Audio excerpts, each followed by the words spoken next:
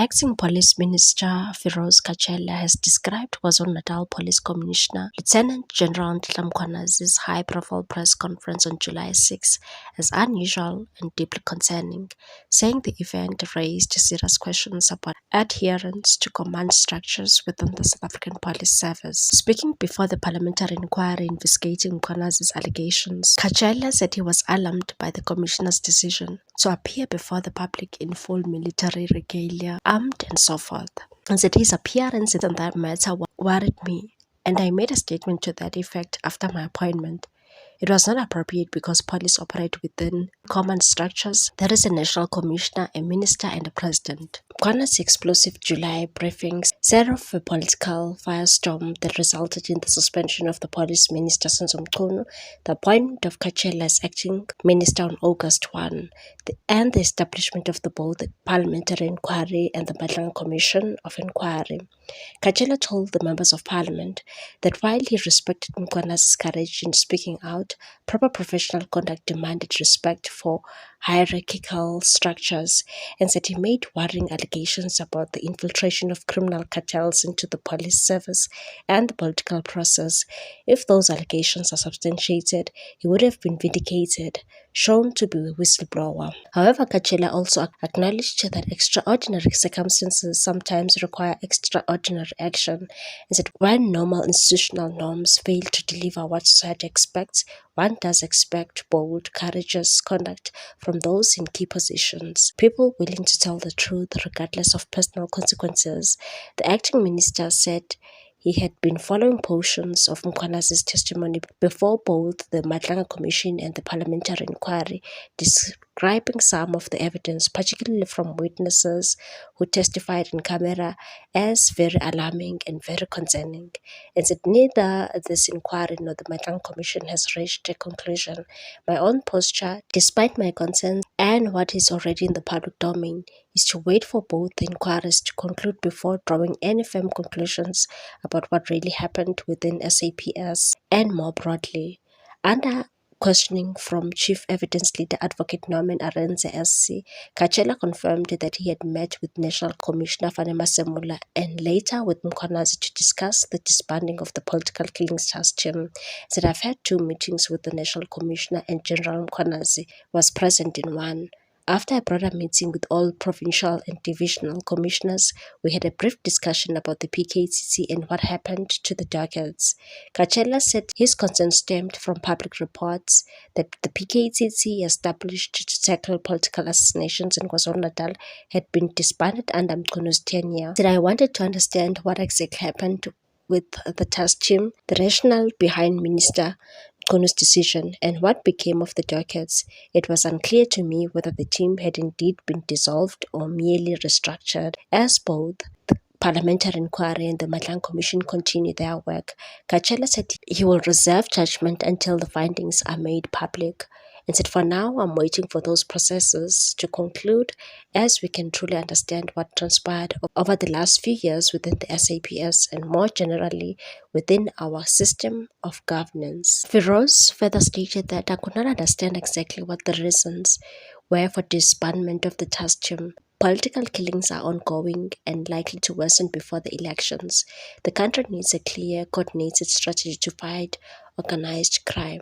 The evidence leader, SC Arendse, started by noting that Kachela had been thrown into the deep end of the volatile political and institutional crisis. Kachela agreed, admitting that he was not sure if everything had been prepared for his role when he took office. He further stated that the SAPS National Commissioner General Fanny Masemula had told him that the 31 December 2024 letter from Mchunu ordering the dissolution of the task team did not follow procedure, and said what Masemula communicated to me and what he actually did was not consistent. Masemula later announced the PKCC's dockets had been returned to KZN despite previously indicating the team was being phased out. Kachela said he had questioned a written report from Masemula, who later confirmed in that document that the PKCC should in fact remain in place. He further said that the SAPS is not an organization on its knees.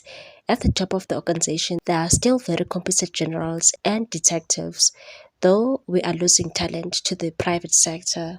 Bonjour, you speak English. So since you've established that what you spoke about you didn't know and you didn't understand, Point of does order, that... Chair. Please. No, can we I follow- withdraw, Can Chair. you withdraw that? Yeah, withdraw. Thank you. But it means the same thing in English. Since you spoke of something that you didn't know, in Zulu it's something ongayazi, would you take this opportunity maybe to apologize to General Mkhwanazi or clarify the matter in the public? Because it seemed as if you were saying is wearing the uniform that is illegal in the SAPS or it's not allowed. It gave that perception. Would you maybe take this opportunity to clarify that? Now, when something something that you don't know, it's the same thing. It's English and Zulu. He spoke of something that he didn't know. He said so. What is wrong with that? It's parliamentary. What is wrong with that? Why are you defending the minister? It made people think that General Mkhwanazi wearing a regalia, a military uniform is wrong. So that must be fixed. I will say it again. I'm not, there's no need for me to apologize.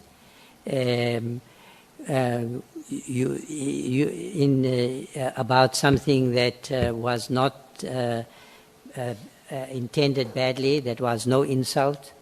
And so I don't apologize. In fact, I believe that the issue that I raised was an important one. I shared my initial impressions with the public in an open way. That's, what it means to have a public discourse. And if my comments have occasioned a public discourse, that's a good thing. General Mkhwanazi has not demanded an apology from me. If he wants to, if he believes that he needs an apology from me, I don't know if he needs you to act on his behalf. If he wants an apology, he knows how to engage with me. They couldn't challenge the For the Portfolio Committee, I believe it was on the 5th of March, where he shared his views publicly for the first time. And so I was unaware that he had made some of those statements previously. After his appearance before the public, in full military regalia, armed and so forth, worried me. And I made a statement to that effect after my appointment. What's the take on this one, people? Thanks for watching. Please subscribe for more news.